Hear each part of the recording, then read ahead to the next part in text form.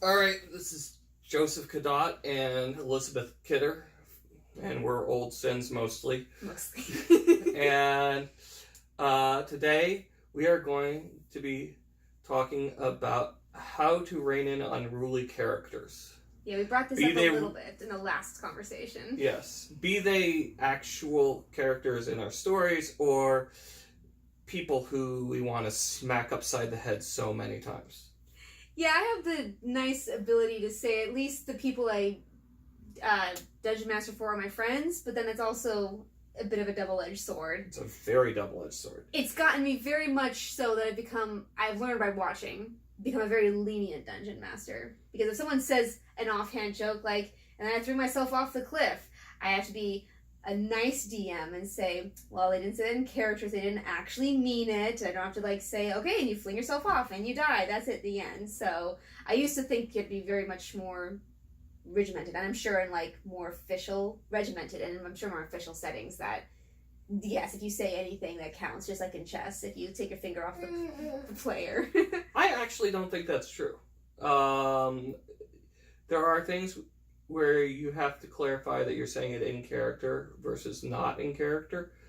But from my experience, from my experience, and this is the key element that I want everyone to take away, there is a very important question you need to ask your characters and players, which is, are you sure you want to do that? And characters and players, if you hear your game master say, are you sure you want to do that? The answer is no. Listen. You do not want to do that. Okay? I mean, you actually may, and then you may be something really fascinating results from it. But that's basically them saying there is a very high chance that something very bad could happen to you if you do this. Mm-hmm. It's the warning light that you're drifting into the median. Get back on the road. I promise you can try it, but death befalls you over here if you want to come back to the storyline. It's completely, D&D is so much improv that I feel like most actions that your characters and your players choose to undertake can be worked into the story if you allow it to happen. Mm-hmm. I had all of my characters on a ship, and they had done lots of cruise type things. We get to the island, and I describe this beautifully rendered, detailed dock area and cove where all the people live. And then there's a forest up here to your right. And they say, okay, we're going to go in the forest. I'm like, okay. And then I had to pivot the whole story to meander through this forest to have them reason and then come back to where I was intending to go. You mentioned the forest. That's your own fault. Shouldn't have said there was a forest. The forest is there, and there was supposed to be stuff that happened later. I thought they would go to it later, but they jumped the gun and went there first. I'm like, oh, okay, so we have to shuffle the story elements around and do this first instead of this first. Right. So you have to be so very loosey-goosey. When I write a story, usually I have the dialogue and the parentheticals and everything's in my head, and I know what's coming out as I go. But with D&D, it's much more bullet point, and I'll figure it out when I get there. I'll tell the story as I go, because otherwise I would get so mad when they want to do something that I don't want them to do. And it's not a control thing, rather, that's not the good story. The good story's over here. I worked so hard on the good story. Come back to the good story. We need to go into something about creating a campaign at some point.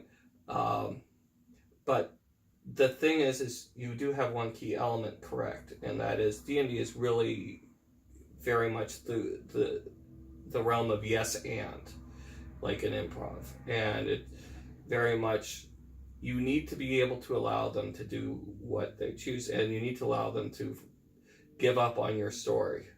Mm-hmm. And because, as any veteran DM will tell you, that your story will not be the one they follow about half the time. Mm-hmm. Because they don't care. They also don't necessarily know that that's the one that you want them to follow, because a good storyteller is not going to railroad them and push them to one story or the other. So if you provide a lush environment which they interact with, they're going to interact with the lush environment, and that doesn't mean that your story is going to stand out. Mm-hmm. Okay? So same they lose themselves in the texturing. exactly, and the same thing is true with when you write a novel or a short story. It's a little less so with a short story because you have a lot more focus. But when you write a novel, you end up with a story that goes not where you want it to go. I know in your first novel, and what's it called? Colorblind. Yes. Available on Amazon. Amongst many other places. Colorblind, we talked about it when you got it to a certain place, but you had been through how many years of revisions? 7 years of revisions at this point. Right, and I'm sure that even by the time we started talking about it, it changed even again after that. Yeah, it was constantly morphosizing. It started out completely in a different place than I thought it should be, and it was only through constant revision that I eventually got it to something that I could stand to look at the next year. Yes, and by the time we got our hands on it together, it changed again and again.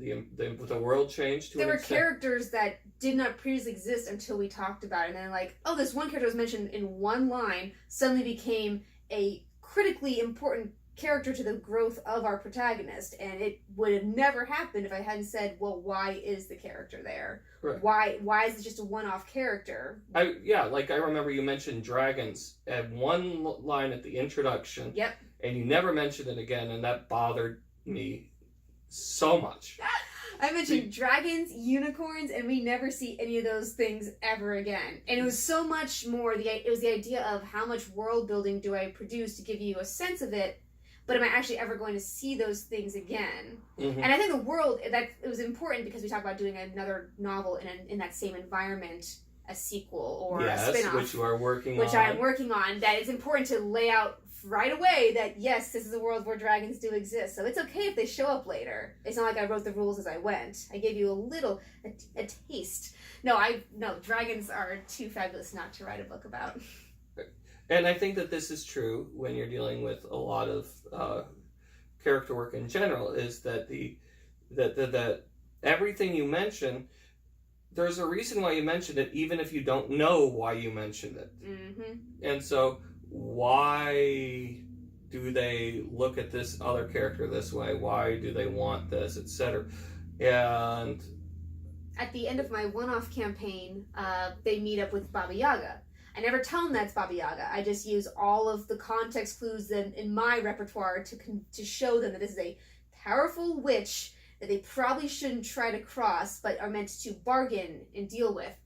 Immediately they start attacking her. Immediately. And I'm like, okay, here we go. And we just started going through 300 hit points of Baba Yaga until finally they figured out, oh, we're supposed to negotiate with her, not just keep whacking her with a sword.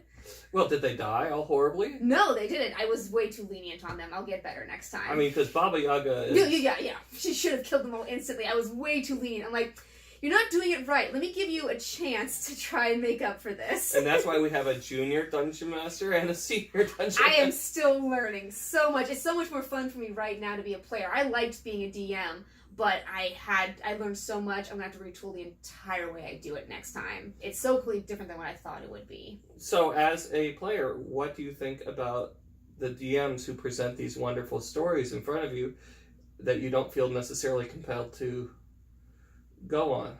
Well, so far, I think I've been really fortunate. To my knowledge, we're going in the direction that our DM intended, to my knowledge. And that's a sign of a good DM. Yes, and if he has ever made anything different, I don't know, but I think more so he allowed our characters to inform him of which way his story went. I started off as a character who didn't know anything about her past, and I just said it offhandedly, like, yeah, she's just been living alone a long time. She doesn't really know anything about her.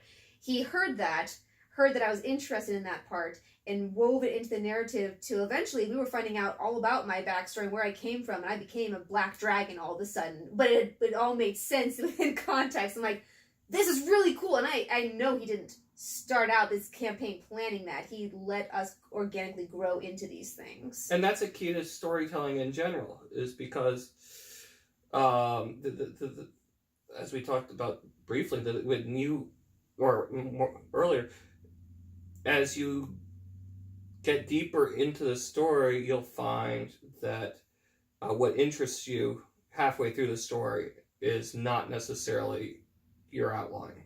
Mm-hmm. And what interests you when you play a campaign is definitely not going to be all the same. Now, you can have an overarching theme, but like, for example, I built in a few gangsters into a city just because I felt it was realistic to have more than one gang, and so they would be rival gangs. And I ended up having to build out the entire thing as they fought the gangsters, which had never been my intent. They invaded, they took over one gang, they allied with another, then there was a whole thread where they had to find the noble sponsors of the gangs, the people who were keeping them from being investigated, and that ended up resulting in them accidentally causing a black hole composed of magical energy eating up a large chunk of the noble population of the city, and none of this was planned. Not even a little bit. And but it worked, and they drove off in a speedboat with In the Air Tonight playing in the background because it's a science fantasy. It's a good drum roll, may as well. That's good stuff. So I feel his music could transcend multiple dimensions. I'll buy it. Well, again, it's a science fantasy. It's way, way, way in the future. Literally 6,000 years from now. So. Oh wow. In an entirely different universe. So, but one character actually had a past life that existed in the 20th century, so that worked. Nice. For that. But that was another thing that I said yes and to. It's like, and you got to build this whole crazy fabulous thing. Yeah, I feel that way. We're doing two campaigns. One is our homebrew, and one is we just started Horde of the Dragon Queen. And it's very cool, but it feels much more like a movie, whereas our homebrew feels much more like life, like a TV as opposed to a movie. Like movie, we're going somewhere. We've got set pieces to hit. We've got characters to meet, and it's fun, but it's different so much than homebrew. It's like, what's going to happen next? I don't know. I can't tell, and we're going to change as we go. It's a completely different experience. When I was first starting out, and bear in mind I was 10, I really enjoyed modules. Which are self-contained adventures, because it was like reading a short story and then participating in that short story. As I got older, this was like when I was around 15, so, and then subsequently much more so, I started enjoying the campaign books, because that showed me much more in the way of possibility. It let me be a tourist in someone else's country as opposed to being on a tour. I like that. And then when I created my own campaign, when I was starting around when I was 20, when I started writing my first book, fully, completely different. It felt like I was finally working in a universe that represented me to some extent. And that's another fun thing, is psychologically I believe that when the characters and players do something different, it can feel like an insult if you take it personally, and it feels personal because you worked so hard. Yeah, you feel like you've not only are they making you mad, you feel like you've done a disservice to them and yourself. Like, I didn't do it right. If I did it right, they would have gone the way I wanted them to. I must be lacking, failing in some way. So it's a bunch of weird emotions that have to roll around that you have to just steamroll right over and be like, okay, we're going this way because this is a collaborative effort, not just me railroading you down the path. Yeah, exactly. On the other hand, it's actually pretty much a compliment, because you've developed a world which is interesting enough they want to explore it. It's just an annoying one, because you haven't developed that interesting world. You've just developed the veneer. I just gave you a really pretty painting. Oh, you want to go in the painting? Okay, let's go. Yeah. So, is there anything you want to wrap up with? I would say that I got into D&D way later than you did, but nothing has so helped my creativity. Not even creating a campaign, just being a part of one and having a character's shoes. I think roleplay, whether you do it for with groups of people, or whether just your character trying to work them out. You know, even Disney animators looked at their face in mirrors to get expressions down. Look at yourself, put yourself in your character's footsteps, and see where you're going to go with this. Don't think that they have to do what you would do. What would they do? Yeah,